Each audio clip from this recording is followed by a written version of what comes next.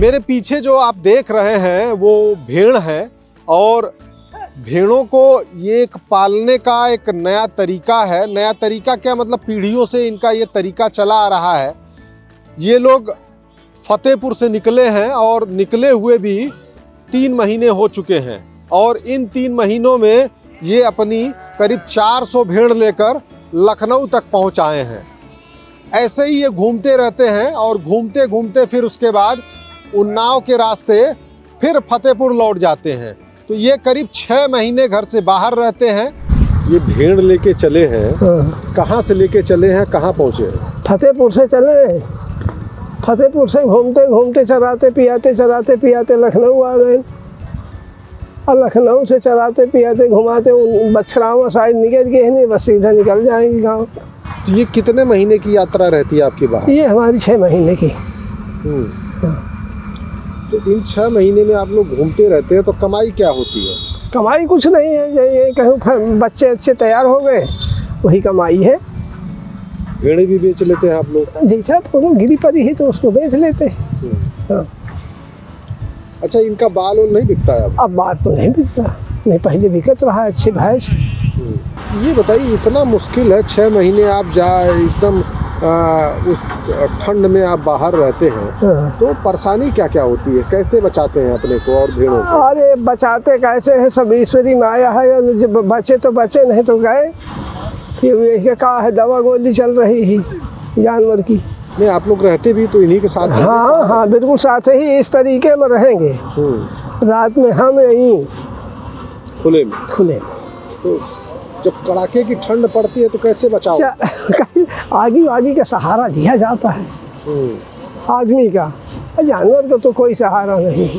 अच्छा, जब कोरोना फैला था तब भी आप लोग घूमने निकले? हाँ यहीं लखनऊ में रहने। कुछ को तब कोरोना हुआ था कि नहीं आप लोग? नहीं, कोई नहीं हुआ। नहीं। तो कब लौटेंगे आप लोग? हम नवरात्र में लौटे, मतलब अप्रैल में? हाँ, जब चैत का गेहूँ हो कटे लगी तब बस।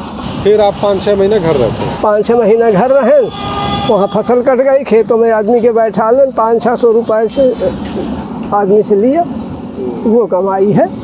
ये आप बाप दादाओं से ये सब काम कर रहे होंगे? तो क्या करिए साहब, मजबूरियाँ हैं कि अब जैसे हमारे पास खेत नहीं है तो क्या करें, कुछ तो करेंगे परिजिए का।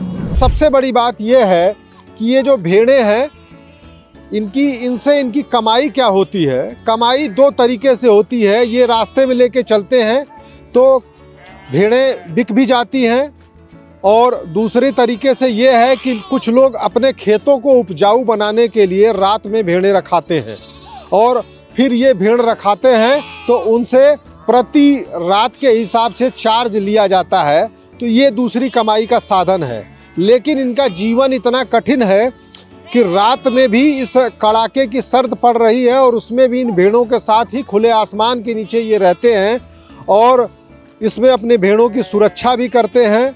इनके साथ साथ कुत्ते भी चलते हैं और 3-4 घोड़े भी रहते हैं। घोड़ों पर ये अपना सामान लाद कर चलते हैं। तो ये इनका जीवन है। 5-6 की संख्या में ये रहते हैं और लखनऊ, बाराबंकी, रायबरेली होते हुए इस तरीके से ये घूमते रहते हैं। तो ये जो इनकी ये परंपरा है ये अभी भी चली आ रही है। हालांकि नए बच्चे इनके नहीं इस फील्ड में आ रहे हैं। पहले इन भेड़ों के जो बाल उतारे जाते थे उस बाल से भी कंबल बनाए जाते थे, लेकिन अब धीरे धीरे डिमांड कम हो गई है। अब डिमांड कम हो गई है, इस वजह से बाल जो है वो किसी काम के नहीं रहे हैं, नहीं तो इससे भी एक अच्छी कमाई हो जाती थी। तो ये है भेड़ पालने का सिस्टम।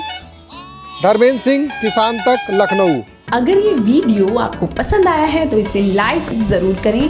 अगर चैनल अभी तक सब्सक्राइब नहीं किया है तो कर लें और नोटिफिकेशन पाने के लिए बेल आइकन भी दबा दें।